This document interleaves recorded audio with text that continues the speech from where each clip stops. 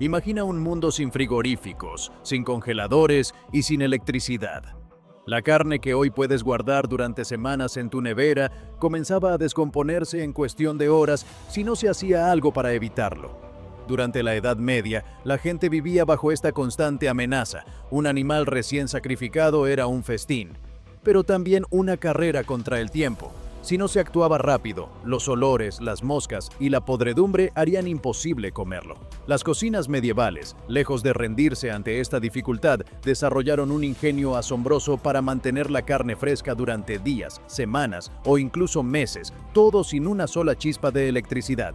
Y no hablamos de métodos improvisados, sino de auténticos sistemas perfeccionados durante generaciones. Muchos de ellos todavía podrían funcionar hoy, incluso mejor que algunos aparatos modernos, si se aplicaran con la misma precisión que en aquellos siglos. Uno de los pilares fundamentales para conservar carne en la Edad Media era el control de la humedad. La carne fresca es un imán para las bacterias y la humedad es su aliada. Reducir esa humedad significaba retrasar el deterioro, y la técnica más extendida para lograrlo era el secado. El secado no solo implicaba colgar la carne al aire, sino hacerlo en lugares muy concretos, espacios altos de la cocina, cercanos a chimeneas o a fuentes de calor, pero con suficiente ventilación para evitar el moho. En las casas más humildes se colgaban piezas enteras de carne sobre el fuego de la chimenea. El calor suave y constante junto con el humo creaba un efecto doble. Por un lado, eliminaba parte del agua contenida en la carne, por otro, impregnaba las fibras con compuestos químicos del humo que actuaban como una barrera natural contra bacterias y parásitos. Este proceso, conocido como ahumado, podía convertir un trozo de carne fresca en un alimento seguro durante semanas. El ahumado no era igual en todas partes. En el norte de Europa, donde los inviernos eran largos y fríos, se utilizaban maderas duras como el roble o el haya, que producían un humo denso y aromático capaz de penetrar profundamente en la carne. En el sur, en cambio, era común el uso de maderas de olivo o frutales, que además de conservar, aportaban sabores más suaves y dulces. Este tipo de ahumado no era solo una técnica de supervivencia, sino también una forma de dar personalidad a la comida. Pero había otro método igual de importante: la salazón. La sal, un bien valioso en la Edad Media, no solo daba sabor, sino que literalmente absorbía el agua de la carne, impidiendo que las bacterias pudieran proliferar. En muchas aldeas, la sal era tan escasa y preciada que se usaba con sumo cuidado. La carne se frotaba intensamente con sal gruesa, asegurándose de que cada rincón quedara cubierto. Después, se almacenaba en barriles o cofres de madera, alternando capas de sal y carne. En regiones costeras, la salazón alcanzaba niveles casi industriales. Los pescadores, acostumbrados a conservar grandes cantidades de pescado, aplicaban el mismo principio a la carne, permitiendo que pueblos enteros pudieran guardar alimentos para los meses más duros. El proceso no solo conservaba, sino que transformaba el sabor y la textura, haciendo que la carne adquiriera un carácter único. En lugares donde la sal era un lujo, se recurría a soluciones más ingeniosas. Una de ellas era el uso de hierbas y especias como conservantes. El romero, el tomillo o la salvia no solo aportaban aroma, sino que contenían aceites esenciales con propiedades antimicrobianas.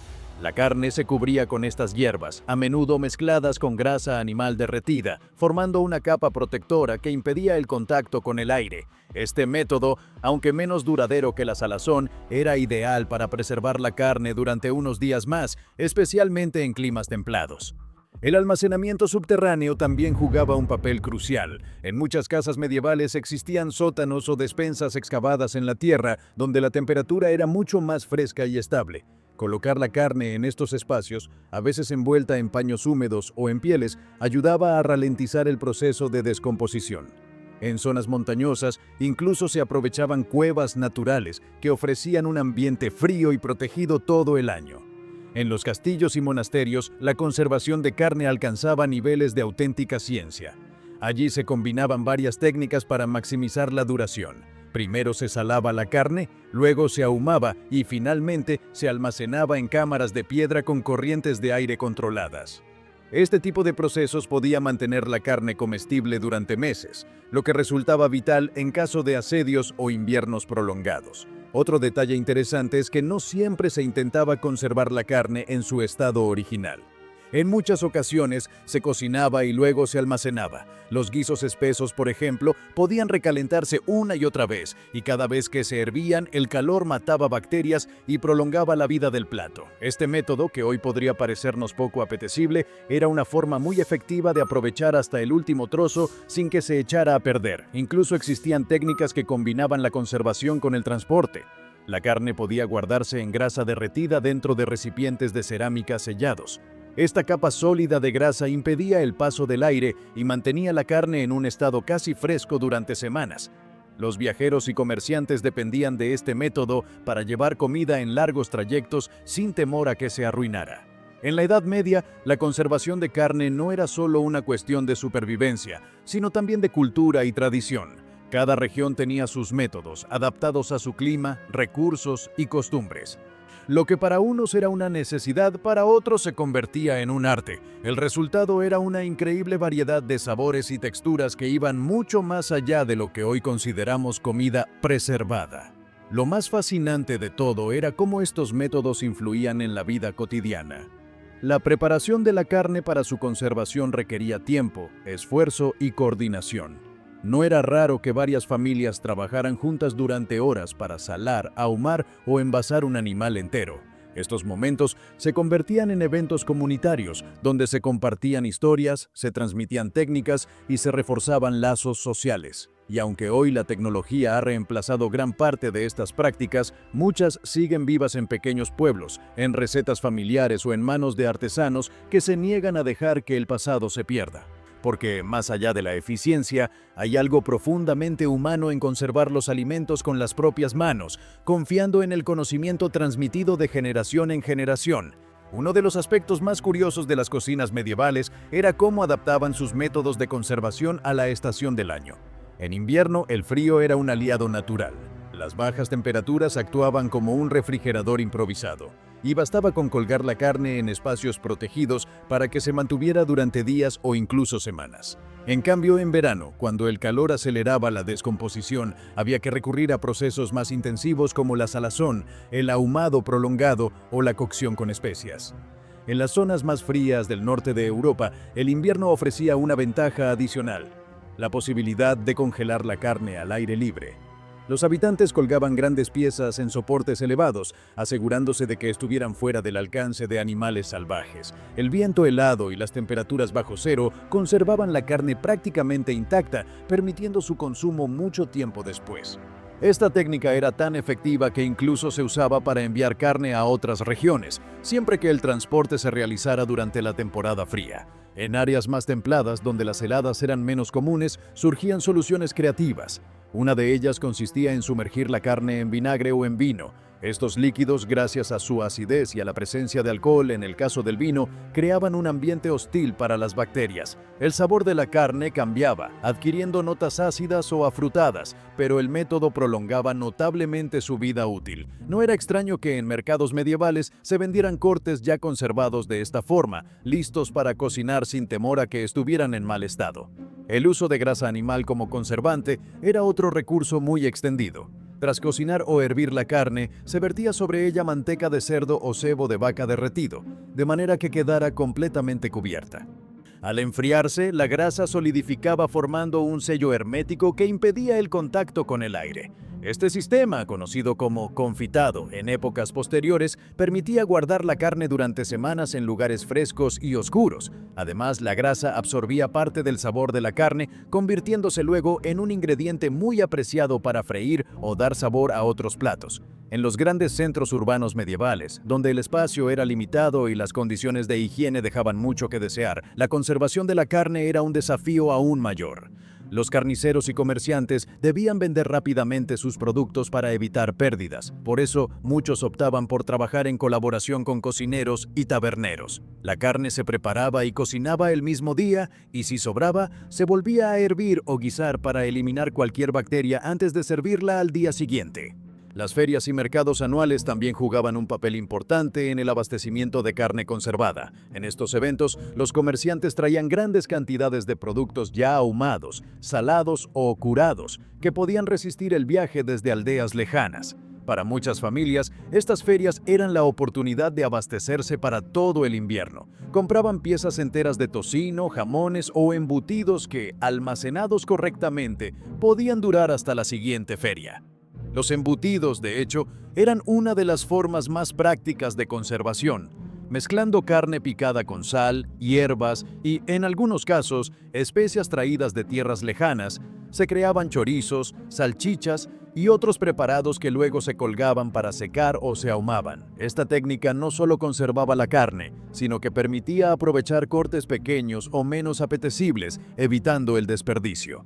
El comercio de especias tuvo un impacto enorme en la conservación de carne en la Edad Media. Pimienta, clavo, canela y nuez moscada no solo servían para dar sabor, sino que también tenían propiedades antimicrobianas. Aunque su precio era elevado, su uso se extendió entre las familias más pudientes y en monasterios, donde se valoraba tanto su capacidad de prolongar la vida útil de la carne como su prestigio social. Servir un plato con especias exóticas era símbolo de riqueza y buen gusto.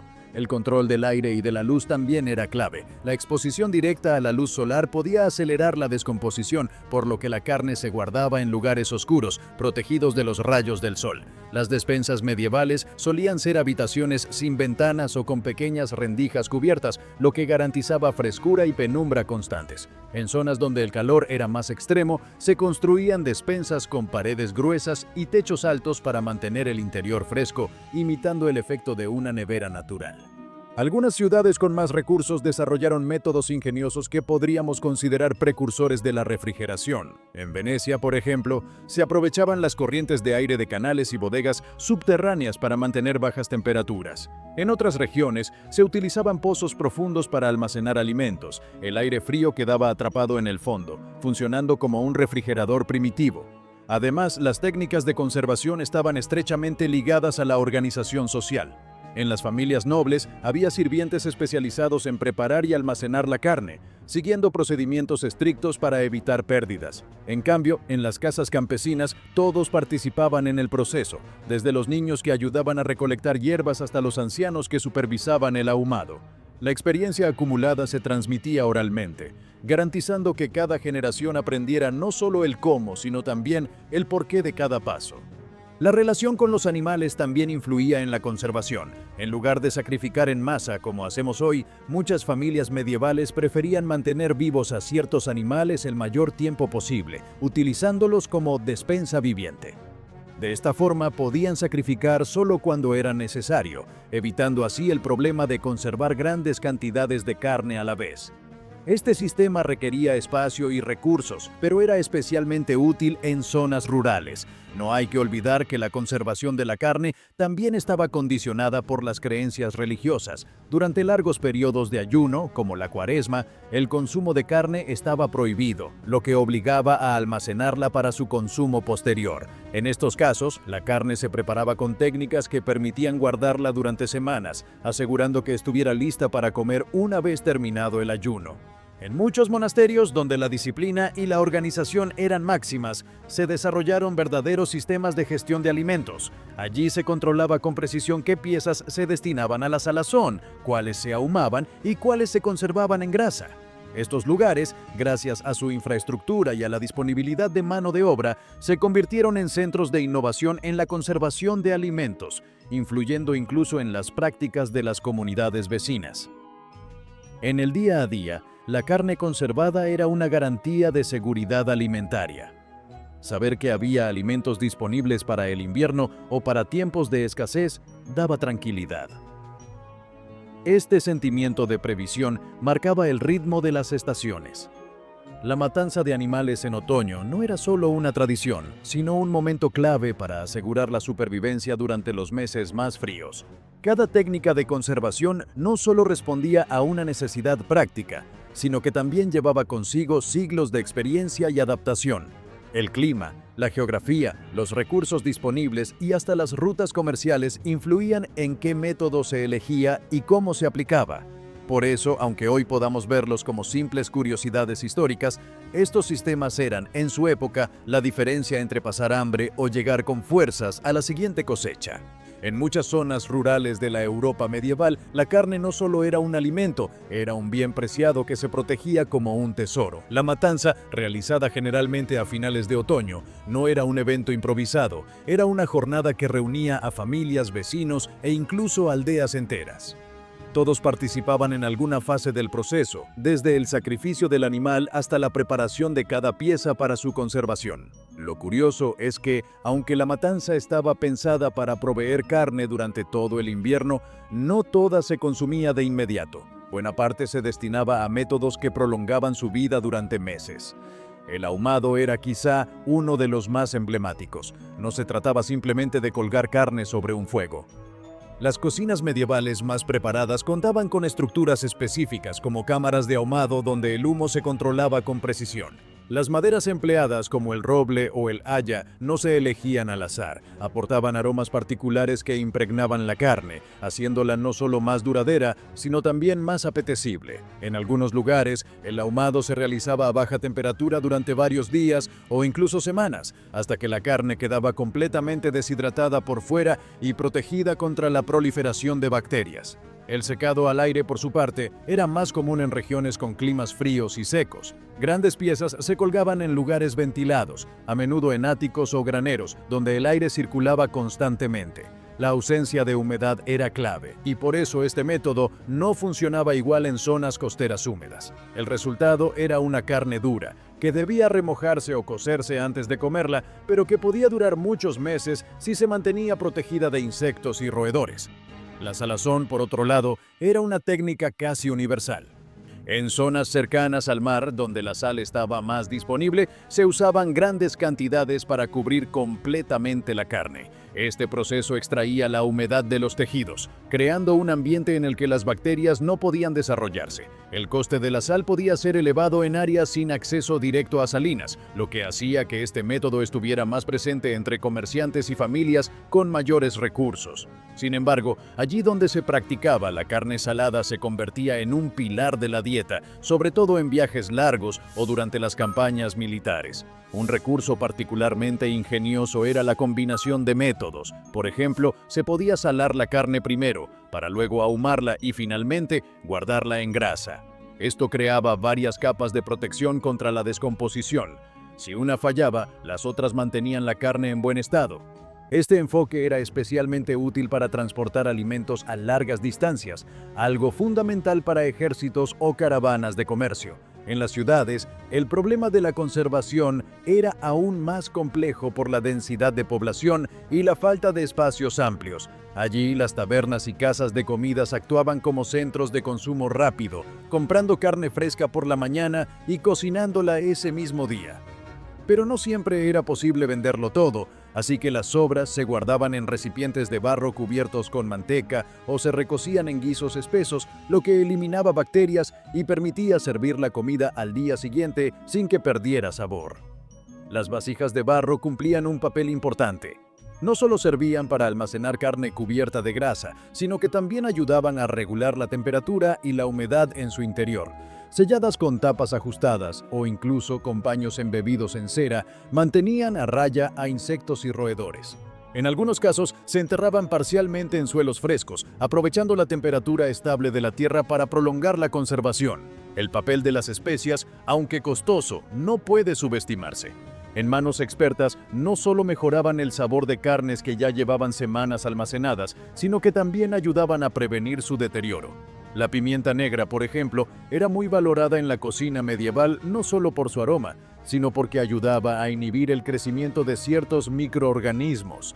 El clavo, con su fuerte olor y sabor, tenía un efecto similar. Estas especias importadas desde Asia eran un lujo, y su uso en la conservación de carne era un símbolo de estatus. En los monasterios, donde la organización era estricta y las necesidades alimenticias debían planificarse con meses de antelación, la conservación de carne alcanzó un alto nivel de sofisticación. Allí, no solo se aplicaban los métodos más conocidos, sino que también se experimentaba con nuevas combinaciones. Además, la administración cuidadosa aseguraba que nada se desperdiciara. Incluso los huesos se guardaban para hacer caldos, y la grasa sobrante se utilizaba en la cocina o en la elaboración de velas y jabones. En el ámbito doméstico, Las amas de casa medievales eran verdaderas guardianas del conocimiento de conservación. Sabían exactamente cuánto tiempo podía durar cada tipo de carne según el método empleado, cómo detectar el inicio de la descomposición y cómo rescatar piezas que empezaban a deteriorarse. Un truco común era hervir la carne con vinagre, hierbas aromáticas y sal, lo que podía revivir un corte que había empezado a perder frescura. Los campesinos, por su parte, solían depender de animales vivos como método de conservación natural. Gallinas, conejos o cabras se mantenían en pequeños corrales y solo se sacrificaban cuando era necesario. Esto evitaba tener que almacenar carne en grandes cantidades y aseguraba una fuente constante de alimento fresco. Este sistema, aunque simple, requería habilidades para el cuidado de animales y una organización precisa para que no se agotara la provisión antes de tiempo. En tiempos de guerra o crisis, la conservación de carne adquiría un valor aún mayor. Los ejércitos necesitaban alimentos que pudieran transportarse sin riesgo de echarse a perder.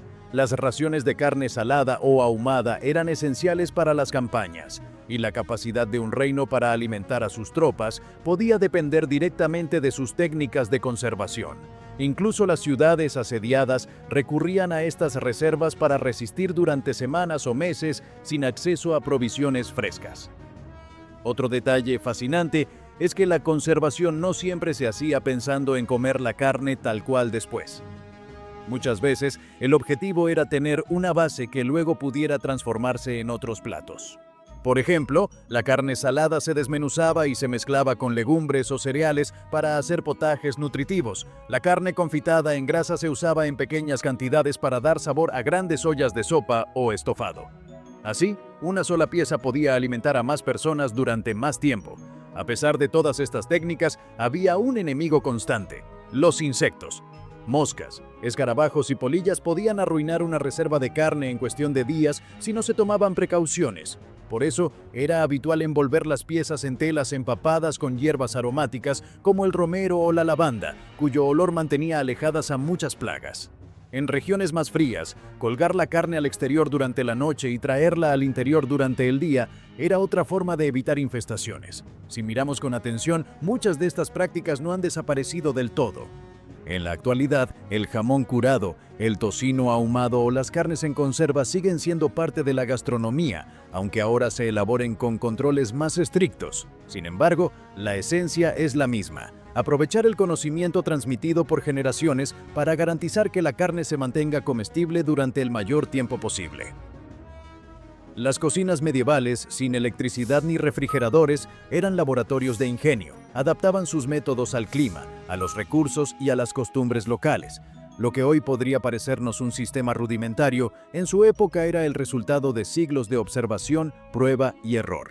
Y aunque vivimos rodeados de tecnología que nos facilita la vida, estos métodos antiguos siguen recordándonos algo fundamental: que la supervivencia depende tanto del conocimiento como de la abundancia. Por eso, mirar atrás y entender cómo nuestros antepasados conservaron la carne sin refrigeración no es solo un ejercicio de curiosidad histórica. También es una lección práctica para tiempos inciertos. Nunca se sabe cuándo una técnica medieval podría volver a ser más útil que cualquier aparato moderno.